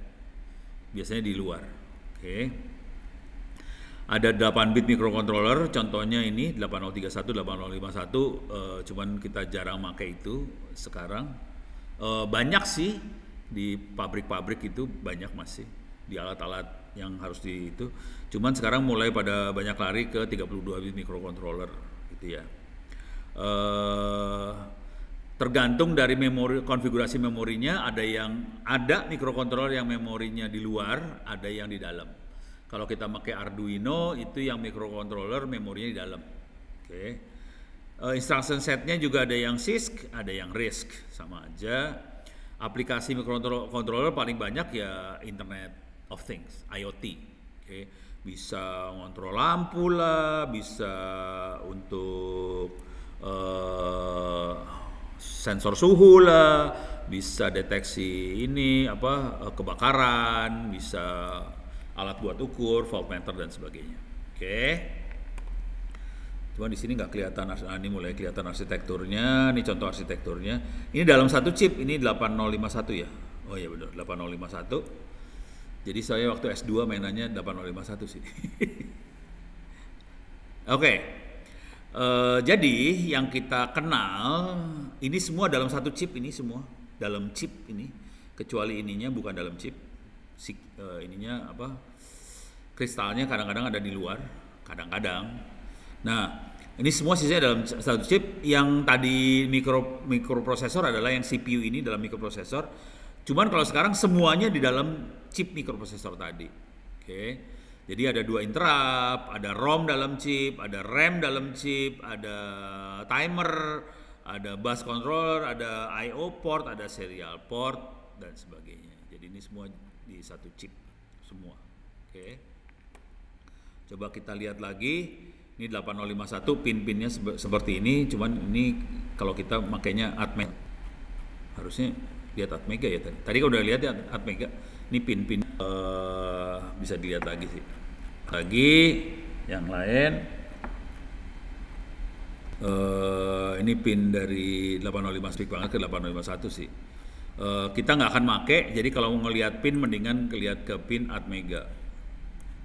Arduino Atmega pin out. Ini dia pin-pinnya. Ini kalau Anda pernah pakai, lihat yang ini dulu, lihat yang ini dulu. Nih pin. Ini pinnya dia. Oke. Ada ground, ada VCC, ada ground, ada VCC. Kemudian kita bisa ada ADC 0, ADC 1 2 3 4 5 6. Ini ADC. Analog digital converter, dia buat ngerubah sinyal analog dari luar jadi digital ke dalam. Dia juga punya pin data 0 1 2 3 4 5 6 7 sampai 13. 7 mana 8? 7 banyak banget lah pin-pinnya. 7. Mana yang lain? Kok nggak ada? Sampai 7 doang. Waduh. Harusnya sampai 13 sih. Kalau di sini kita lihat. Nah, ini kan A0 1 2 3 4 5 6. Ini sampai 13 nih. 13 pin 13. Oke. Dan itu data. Oh, kecampur sama ininya. Sama clock apa segala macam bisa kita obok-obok di sebelah situ semua. Oke. Jadi kira-kira kayak gitu pin-pinnya. Dan ini yang kita pakai di Arduino buat mainan. Oke. Di dalamnya sudah ada register apa segala macam, input output udah ada di sini semua. Dah. Mudah-mudahan bisa kebayang. Coba kita lihat lagi. Ini udah komputer arsitektur udah, segala macam udah. Ini ngulang-ulang sih, di sini banyak yang ngulang-ulang. Kira-kira ini yang penting dari si prosesor tadi. Oke, sekarang saya coba ngelihat ada pertanyaan nggak? Di Zoom tidak ada pertanyaan. Coba kita lihat di YouTube. Oke, dari Muhammad Iqbal. Izin tanya bagian-bagian apa saja dalam udah tadi ya. Bagaimana tahap dalam memprogram mikroprosesor? Wah, ini tahapan memprogramnya ya. Tahap memprogramnya. Kita akan prakteknya sebenarnya 2 minggu lagi atau minggu depan kalau saya percepat ya. Praktek benernya akan dilakukan atau 2 minggu lagi, kemungkinan minggu depan lah kalau ada. Tahapannya kira-kira kayak gini lah. Ini dia. Belajarnya yang ini sih, bahasa assembler. Belajar bahasa ini pertemuan minggu depan, kita akan coba belajar assembler. Cuman yang pertemuan pertama ini lebih ke arah struktur bahasa assembler itu seperti apa. Strukturnya seperti apa. Paling gampang sih lihat gambar ini aja nih, struktur bahasa itu seperti apa sih. Jadi bentuknya teks kayak gini. Ini satu program nih ntar. Ini satu program doang nih. Oke, ini program. Ini satu program kayak gini. Ini satu program. Ini programnya buat ngeprint kata-kata hello world ke command line lah. Oke. Programnya seperti ini aja. Jadi nanti ada direktifnya. Jadi ini struktur programnya kayak gini ya. Ada label. Kalau nanti ada kita perlu jam atau apa, kita jam ke label mana gitu. Ini ada label. Kemudian ada perintah, ada data atau operannya yang mana, perintah terus ngerjain apa, kira-kira gitu ya. Jadi dari sisi vertikalnya ada label, ada instruksi, ada operan. Dari sisi horizontalnya ada direktif, ini buat ini waktunya start, terus ini ada subroutine apa, itu direktif semua tuh. Kemudian ada bagian section, kemudian ada data. Ini yang dipakai sama programnya, datanya di sini. Ini data boleh ditaruh di atas juga boleh. Ini kan ada global, ada section data. Section data bisa ditaruh di atas juga kalau mau sih, bebas. Jadi kira-kira ada section, ada global. Global start programnya. Jadi bentuk programnya seperti apa ini, dan ini nanti di-compile, dijalankan. Cuman gitu aja sih. Kalau Anda pernah compile program C, program Python jarang di-compile sih. C yang biasanya di-compile. Nah itu nanti ada proses compile yang kira-kira hampir sama compiling C. Gitu ya. Beres ya. Tapi itu pertemuan ya mudah-mudahan bisa saya percepat minggu depan ya. Jadi minggu depan saya harus, karena ini saya udah mulai nerangin bentuk programnya seperti apa. Nah nanti ajarin compile-nya segala macam. Oke. Berarti 2 pertemuan saya babat 1 kali pertemuan tuh minggu depan. Jadi maksudnya ini adalah struktur bahasa assemblernya di sini diterangin. Udah gitu pertemuan selanjutnya adalah mulai contoh-contoh. Oke. Berarti 2 ini akan saya dedet minggu depan jadi 1. Tapi saya harus nerangin dulu BSS itu apa, data segmen itu apa, code segmen itu apa, segala macam dari minggu depan itu kira-kira. Oke. Terus coba lihat lagi di sini. Bagaimana tahapan dalam program prosesor dari Henda Zulpiadi? Oke, udah dijawab ya. Di komputer Bapak pakai Linux apaan ya? Saya sekarang ini pakai Ubuntu 20.04. Saya pakainya Ubuntu 20.04. Saya nggak pakai. Cuman bulan depan sekarang bulan 2 ya. Bulan 4 akan keluar Ubuntu 22.04. Jadi kemungkinan akan saya format lagi nih laptop semuanya di format ke 22.04. Jadi ganti sistem operasi. Gimana caranya IC Atmega 328 pada board Arduino bisa menghasilkan nilai yang lebih tinggi daripada tipe karena masih 8 bit. Nah, itu gimana ya? Nggak tahu.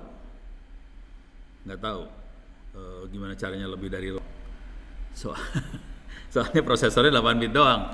Kalau kita lagi programming, gue nggak tahu deh. Harus jawab tuh yang itu. Saya belum kebayang. Saya soalnya jarang ngoprekin. Saya nggak punya kebutuhan sampai nyimpen data sepanjang itu. Saya biasanya data yang ada 8 bit udah cukup aja gitu. Jadi saya nggak macem. Kalau perlu banget ya harus ngobok-ngobok. Kalau mau coba lihat gini aja paling.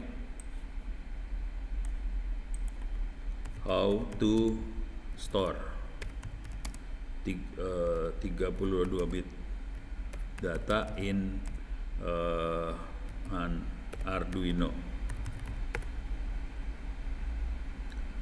Nah ini nih. Manipulating bit number over 32 bit size. Bentuknya pertanyaan juga 2015 nih nanyanya. Gimana caranya? Harus cari-cari.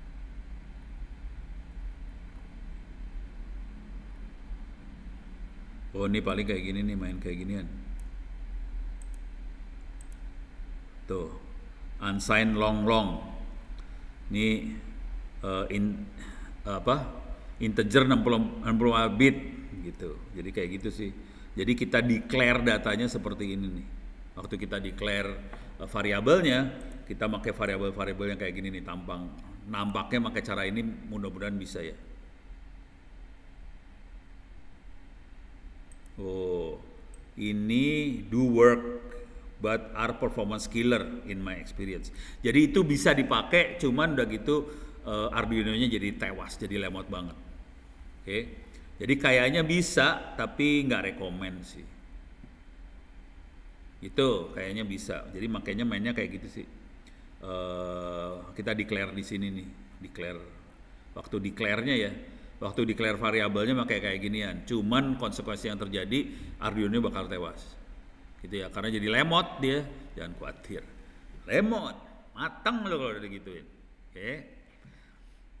Nggak rekomen. Kalau jujur, kalau saya main Arduino hanya akan dibikin fokus untuk buat ngambil data dari sensor, disimpan ke dalam komputer. Nanti di komputer yang gedenya yang buat processingnya, kalau pakai long kayak apa 64 bit bebas, terserah. Jangan kerjakan itu di Arduino, jangan dikerjakan itu di Arduino-nya. Kasihan, Arduino-nya bisa tewas ntar, kasihan. Itu aja sih. Makanya saya nggak pernah, soalnya udah tahu pasti mampus lu kayak gitu caranya sih. Gitu, beres ya. Oke. Masih 8 bit. Ini dari Muhammad Iqbal. Apakah bagian-bagian mikrokontroller sama seperti mikrosensor? Yang ya sama, dalam tanda pasti nggak sama adalah input output, memori dalam ini beda. Karena di mikroprosesor tidak ada memori, tidak ada input output di dalam chipnya. Jadi kalau mikrokontroller, memori sama input output dimasukin dalam chip supaya waktu kita develop, kita deploy segala macam gampang banget, semua udah jadi satu, beres ya. Jadi terutama itu yang akan dimaksud. Kalau kuantum komputer itu arsitekturnya gimana? Sudah pernah lihat kuantum komputer? Saya aja nggak pernah lihat sih, jujur, lihatnya cuma di Google aja. Kuantum komputer itu pakai cahaya sih, fiber kayak gini nih bentuknya. Cahaya dalamnya, yang dimainin fiber gede yang dimainin. Cuman cara berpikirnya tetap sama sih, ada apa? Kalau enggak kuantum komputer arsitektur. Kita pengen lihat blok diagramnya ya. Nih blok diagramnya. Ada compiler, microcompiler, quantitative correction, read electronic, kayak gini. Beda banget ya dalamnya ya, beda banget dalamnya. Sama ini, sama mikroprosesor ya, beda banget. Ini quantum chip bawahnya, beda banget. Nih kayak gini. Cuman jangan tanya lebih lanjut, saya juga kagak tertarik buat pakai kuantum, nggak punya duit. Udah kayak gitu mah harganya mahal kali, kayak gini mah harganya mahal banget, gila lo.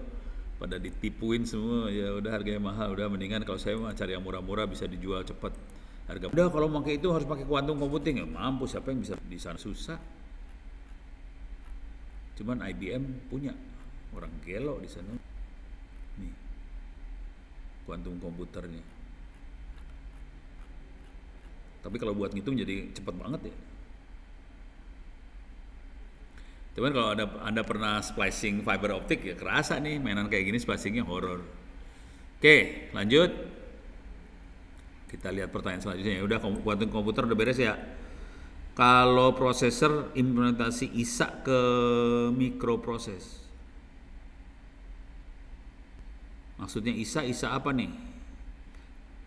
Ini namanya nggak ada, masak aneh banget. Ya, yang nggak punya nama kalau prosesor gimana sih? ISA ini ISA apa ya? Saya nggak tahu nih, ISA ada ISA bus segala macam. Kalau ISA, oh ini, saya pengen belajar sistem operasi, tapi nggak mau kuliah lagi. Saya ragu di kampus ngajarin cara itu. Maksudnya, Jujur saya ISA-nya sanggup 64 bit? Kayaknya enggak deh. ISA-nya nggak sanggup 64 bit kayaknya. Kayaknya sih.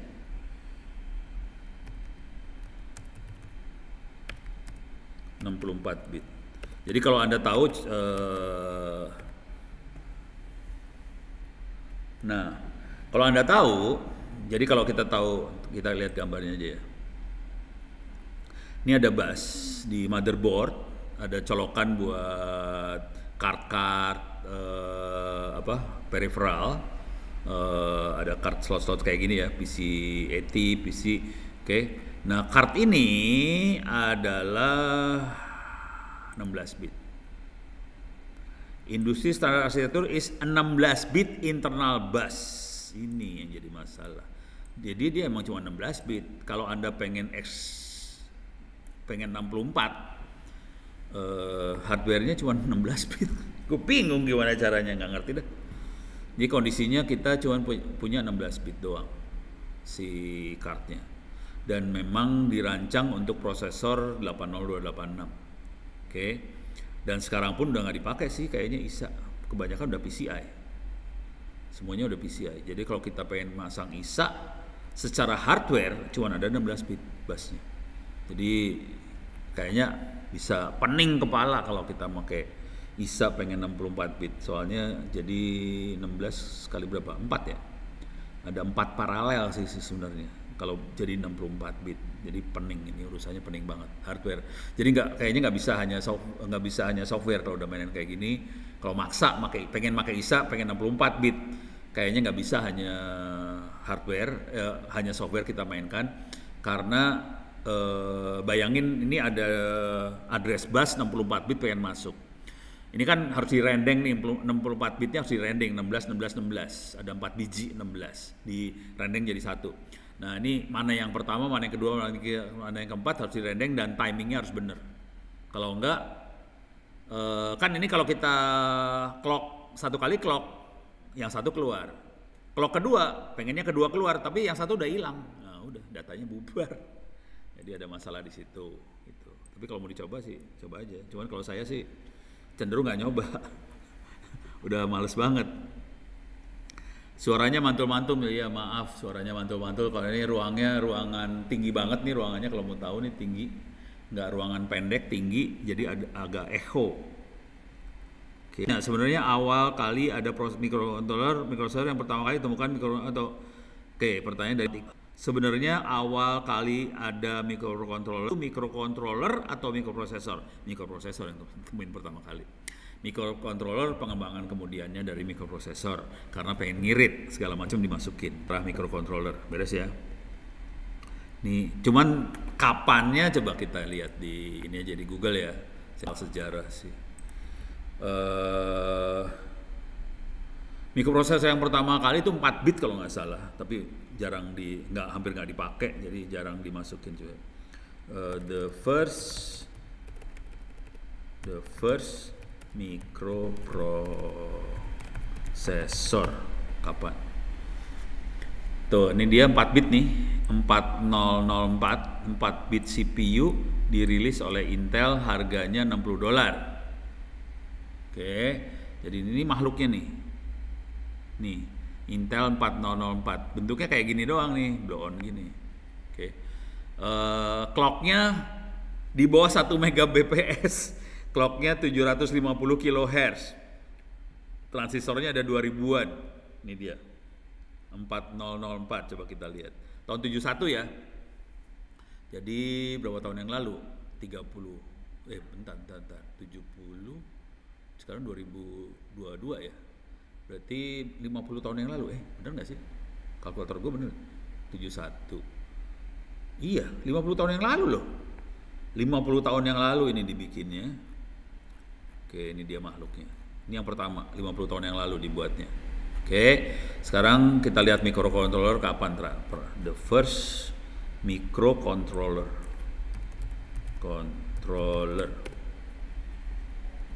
Dibuat sama microcontroller bos. Oh, 4004 itu microcontroller ya rupanya. tapi geblek aja. 71 juga sama sih, tapi bukan 4004 nih. Tuh ini dia Intel 8742 8 bit microcontroller. Ini mah ntar ada angka yang pertamanya enggak, history background nih gitu. The first single chip microprocessor Intel rilis tahun 71 was developed by using it was followed by 4 bit Intel 4040 8 bit harus baca deh. Iya, sekitar tahun itu juga sama, 71 juga. Targetnya sih bikin microcontroller ini terutama untuk mobil. Oke. Di car entertainment, automatic wiper, electronic lock, dashboard segala macam. Jadi sekitar tahun 71, jadi hampir sama sih. Rupanya hampir sama ya. Cuman mikroprosesor yang paling beken yang ini nih awalnya, prosesor paling gede 6502. Kita angkatan saya pertama kali mengenal komputer yang pakai yang ini. Ada dua yang bersaing sih, bukan Intel. Jadi ini Apple, satu lagi Z80. Cuman Z80 tidak berhasil terbang seperti 6502. 6502 dipakai di Apple komputer, Z80 jarang yang pakai sih. Coba Apple nulisnya gimana sih? Apple II. Ini dia. Ini Pak Apple II. Nah, ini yang kita pakai. Awal angkatan saya, ini waktu kita mainan ini saya itu tingkat 2 kalau nggak salah. Jadi kita main ini tingkat 2 atau tingkat 3 lah. Dan saya sebagai mahasiswa waktu itu kita dapat proyek pakai Apple II ini buat bikin animasi di museum pos. Akhirnya itu kita bikin animasi, ada tukang pos jalan dikejar anjing, pakai animasi komputer kayak gini. Dan komputernya waktu itu ada 4 biji Apple dan disambungkan satu sama lain. Wah, keren lah. Kreatif kita mah, nyambunginnya pakai sound. Parah. Terus ya, udah kebayang makhluk-makhluknya kayak ginilah jadul. Ini jadi pelajaran sejarah ini mah. Resek banget. Oke.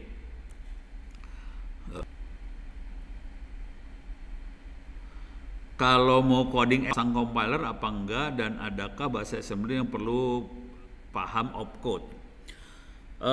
Kita nggak perlu paham opcode, itu yang pertama ya. Opcode adalah yang lain, kalau pengen tahu, opcode adalah yang angka. Jadi misalnya add itu 0100, ya nggak perlu lah, itu urusannya assembler yang itu, compilernya. Nah, assemblernya apa? Kita perlu pasang compiler nggak? Ya perlu compilernya nama. Jadi ini harusnya pertemuan ketiga, cuman karena ditanya udah pada nggak sabar rupanya. NASM yang kita pakai ini. Bisa cari ini mah bukan personal training fitness certification, bukan, salah. Wah, urusannya personal trainer semua ini. Alah, resek. Assembler. Ini nih NetWhite assembler NASM yang banyak kita pakai. Pakainya yang ini. Nih NASM ini bisa untuk 16 bit, 32 bit dan 64 bit. Jadi dia bisa 16, 32, 64 bit. Jalan semua nggak masalah. Dan kita nanti saya akan praktek pakai ini buat compile dan sebagainya. Anda bisa belajar pakai ini, bisa install dari sekarang juga buat bisa ngerjain soal. Oke.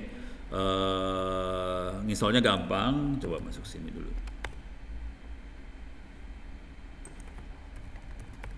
NASM. Oke, ini installnya. Ini tadi yang struktur itu ya. Struktur bahasanya seperti ini bentuknya. Jadi bahasa assembler kayak gini. Nggak susah sih, bener asli nggak susah. Terus kita installnya cuma kayak gini aja. Install NASM. Dah. Nanti ke install bisa dipakai. Aman. Oke. Dan makanya juga, nah yang seru dari NASM ini untuk menampilkan sesuatu, untuk input output terutama, dia kan berinteraksi sama sistem operasi. Jadi alamat buat call, subroutine, buat nampilin apa sih namanya, teks atau apa, akan berbeda antara Linux, Windows, macOS beda. Jadi call-nya akan beda. Kalau Anda pakai Linux, akan beda call-nya sama macOS, akan beda call-nya sama Windows. Jadi call-nya akan lain sih. Tapi bahasanya sama, bahasa assemblernya sama. Cuman cara call-nya nanti buat input outputnya beda. Cara naruh memorinya juga lain. Jadi itu karena udah sangat spesifik ke sistem operasi yang dipakai. Itu ya. Jadi yang dipakai NASM. Terus coba lagi. Instruction set arsitektur, Pak. Maksudnya apa nih? Oh, ISA instruction set arsitektur. Bukan bus ya. Nggak tahu, belum pernah nyoba. Nggak tahu saya, yang ini nggak tahu. ISA instruct.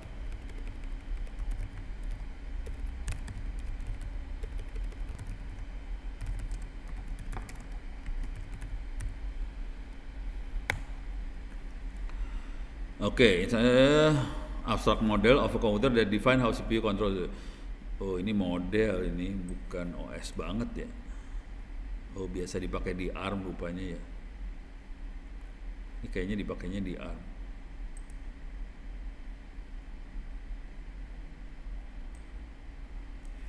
Abstract model komputer, coba lihat sepintas dulu ya. Oh, ini kelihatan ada six, ada RISC. Sama aja sih.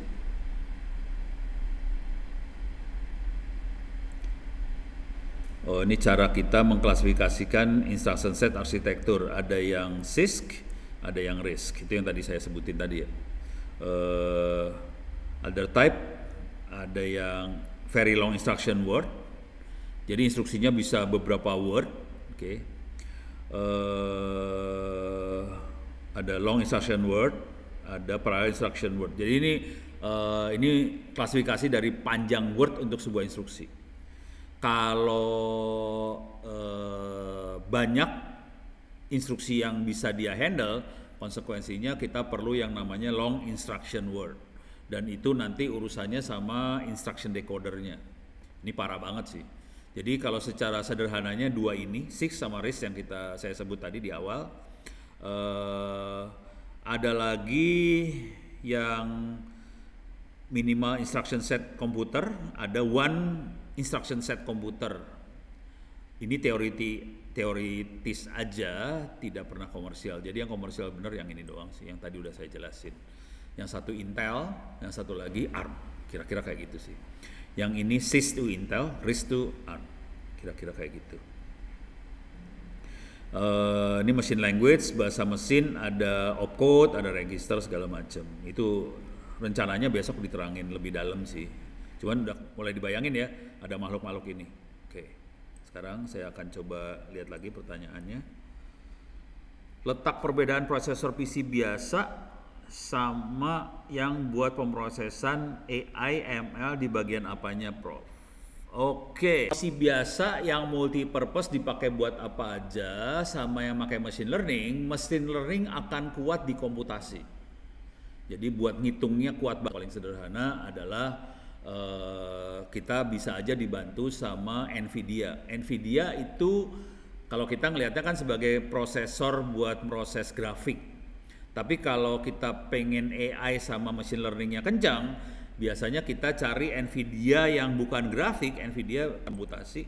Jadi NVIDIA yang apa ya? Lupa ya.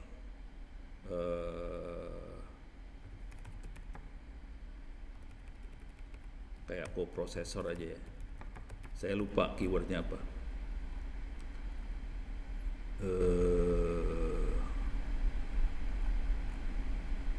Lebih ke arah GPU sih. GPU aja tapi bukan video ya. Apa sih? Di rumah ada tapi udah jebol, rusak gara-gara salah tegangan. Aduh. Ntar NVIDIA apa ya? Coba Nvidia computing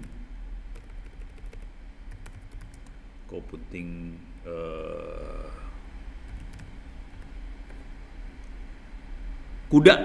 Ini dia makhluknya. Nvidia kuda. Jadi saya ada kuda sih. Bentar. Kuda yang paling baru yang berapa nih? Kuda GPU. Kuda, ini dia. Jadi pakainya yang kuda-kuda kayak gini, ada yang ini enggak ya? Cards. Bentuknya kayak gimana coba? Image. Ini banget, ini kayak gini. Tesla ini. Yang saya punya di rumah dulu yang ini, cuman udah jebol, hancur, 1 juta perak hilang. Jadi bentuknya kayak gini banget. Cuman nyebelin banget dengan kuda ini karena saya harus, kalau dia udah kadaluarsa nggak bisa dipakai, sialan, kurang ajar. Jadi ini nggak bisa dipakai. Ini kan Ubuntu 10.04, jadi tahun 2010, sekarang 2022. Ini udah nggak bisa dipakai. Jadi bentuknya kayak gitu banget. Kalau kita lihat dia nggak ada colokan HDMI apa nggak ada, ini hanya buat ngitung doang. Jadi prosesornya kira-kira kayak gini banget, dan ini yang dipakai buat AI, machine learning dan sebagainya. Kita mainnya yang ini biasanya. Jadi kalau mainan machine learning, AI dan sebagainya, kita akan pakai prosesor yang buat ngitung, bukan prosesor yang banyak input outputnya. Jadi prosesor yang banyak kita pakai di komputer biasa, itu biasanya input outputnya banyak. Dia bisa multi purpose ya, buat ngomong ke harddisk bisa, ngomong ke mana bisa, tapi buat ngitungnya ya bisa, tapi nggak keren-keren banget. Kalau mau keren ngitungnya, kenceng ngitungnya, kita biasanya udah mulai pakai yang Nvidia Tesla kayak gini-gini sih. Gitu ya, beres ya. Jadi itu banget. Dan salah satu yang sering dipakai buat Nvidia Tesla dan teman-temannya itu biasanya pakainya TensorFlow. Jadi kalau nanti main machine learning, pakai TensorFlow, GPU lah. Nah ini tensorflow.org, ini yang bikin Google, dan Google ngelepasin semua. Di sini ditulis nih. Nah, with GPU support. GPU-nya Nvidia. This setup only requires the Nvidia GPU driver, karena emang dia akan ngomongnya ke Nvidia Tesla itu. Ini parah, ini udah spesifik ke Tesla ngomongnya. Parah banget sih. Jadi kita dikunci sih sebenarnya. Tapi emang itu yang terbaik, mau diapain ya? Parah. Pakai GPU, nah ini pakai GPU nih. Pakai GPU. Kalau ini pakai CPU aja. Ini pakai CPU aja. Jadi pakai arithmetic logic unit yang dari CPU, kalau ini GPU-nya dimainin. Gitu. Beres ya? Oke. Jadi ini contoh yang realnya buat AI. Oke. Dari Muhammad Iqbal, apakah ada alat untuk mengukur frekuensi seperti sinyal 4G atau frekuensi mikrokontroller, mikroprosesor? Jadi ini pertanyaannya, ada nggak alat yang kita bisa ngukur 4G, pokoknya ngukur frekuensi ya. Contoh ngukur frekuensi yang pada ini kayak gini bentuknya. Ya bahasa laser. Ini spektrum analisa. Jadi kita bisa lihat, di frekuensi berapa, ini mancar di frekuensi berapa, gitu ya. Ini bentuknya, dia pancarannya bentuknya seperti apa. Bentuknya kayak gini banget sih. Harganya berapa makhluk ini? Harganya sekitar 60 juta lah, 50 juta, 23 juta. Nah ini mulai murah nih, bekas yang ini ya, ada di Topet sekitar 2 juta. Ini bekas nih, saya kasih tahu dulu, ini bekas. Kalau yang ini baru nih 60 juta, ini baru nih, gitu ya. Jadi udah tahu lah harganya. Kalau nggak kita cari shopping aja kalau mau tahu. Jadi bentuknya seperti itu. Pertanyaannya, ada nggak prosesor atau mikroprosesor yang bisa ditambahin alat apa supaya bisa ngukur frekuensi? Ya ada lah, gampang itu mah. Ini beres ya, ini udah kebayang dulu ya. Ini barang yang udah jadi, bukan mikroprosesor kita tambahin. Sekarang pengennya kita nambahin alat apa yang kita bisa tambahin supaya kita bisa melakukan hal seperti ini. Paling gampang mah gini, spektrum analyzer juga. Analyzer. Saya biasanya kayak gini, RTL SDR. RTL SDR. Nah, ini pakai RTL SDR nih, bentuknya kan sama kan? Sama ya, bentuknya sama nih. Keluarnya kayak gini-gini juga. Jangan khawatir, sama. Alatnya seperti apa? Alatnya seperti ini. Oke, saya kasih lihat ini makhluknya nih. Oke, coba kita lihat websnya. Jadi source code-nya biasanya dikasih nih. Oke, Spectrum, New RTL SDR Spectrum Analyzer Software, saya klik aja. Dan dia bisa ngukur buat 4G, 5G bisa nih, makhluk ini bisa. Oke. Ini softwarenya bisa kita lihat ini di GitHub. Saya gedein dulu ya, biar kebayang. Nama softwarenya adalah Spectrum, Spectrum pakai K ya, Spectrum pakai K.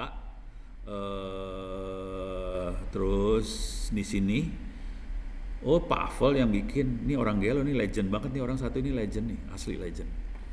Saya pertama kali bikin internet pakai radio dari Pavel sih. Ini dia bikin library. Nah ini Spectrum release-nya bisa di-download dari sini. Anjrit, Pavel gelo. Ini source code-nya bisa kita ambil. Ada buat Windows, ada buat Linux. Oke, bisa diambil, bisa kita jalanin. Pertanyaannya, ini ada source code-nya biasanya. Kalau Pavel ngelepasin ada source code-nya. Dia rada gila nih orang satu. Nah pertanyaannya tadi pakai RTL SDR kan? Ya udah cari aja di Bukalapak. Atau di toko Topet juga bisa man. Tinggal tulis saja RTL SDR di sini. Bentar. Ini dia. SDR.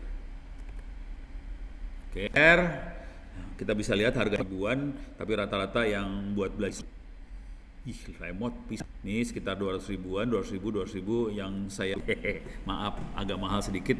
Kenapa yang ini bagus? Soalnya dia lebih stabil, frekuensinya nggak geser-geser. Yang ini frekuensi agak geser-geser dan ini dirancang buat apa sih? Buat nonton TV digital. Saya pakainya yang ini kebetulan. Ini sama ada dua lain lagi sih, ada dua sih saya. Ada tiga sih sebenarnya, ada tiga iseng ada beberapa. Jadi barangnya cuma sekitar seginian, tambahan bentuknya USB dan nanti softwarenya pakai prosesor komputernya kita, dia bisa ngukur spektrum. Softwarenya tadi yang ini ya, Spectrum ini ya. Nanti dia bisa ngukur spektrum analyzer. Begitu ceritanya. Oke. Coba kita lihat.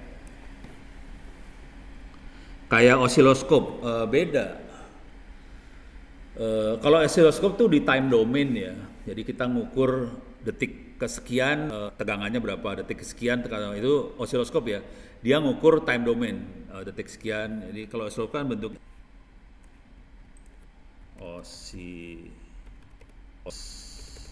osiloskop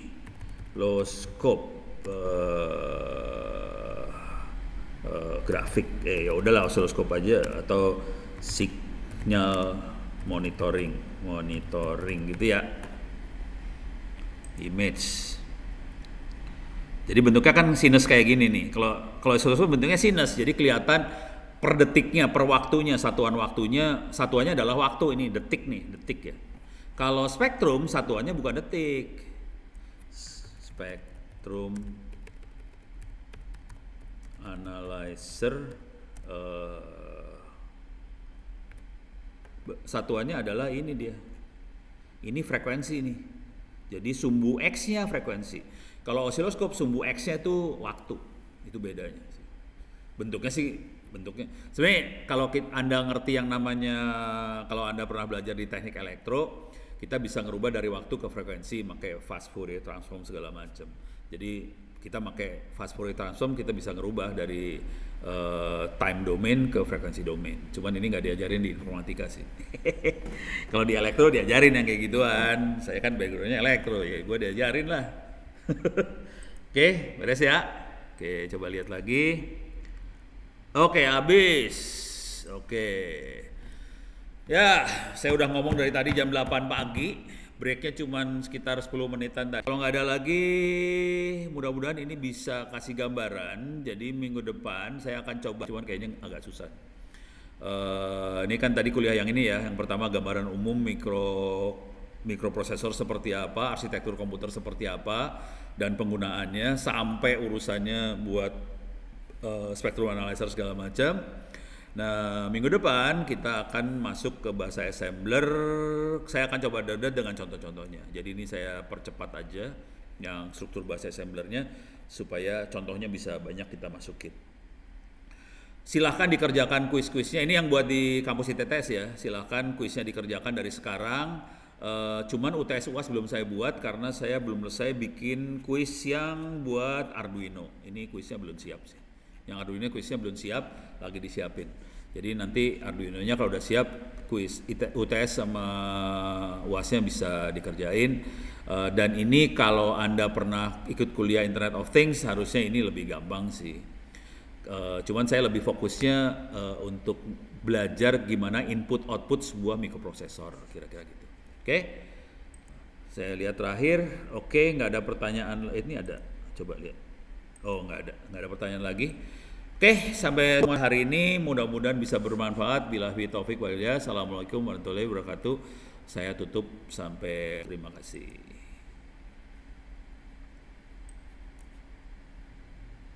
Wah, peserta cuma 4 orang, di Zoom. Parah ya.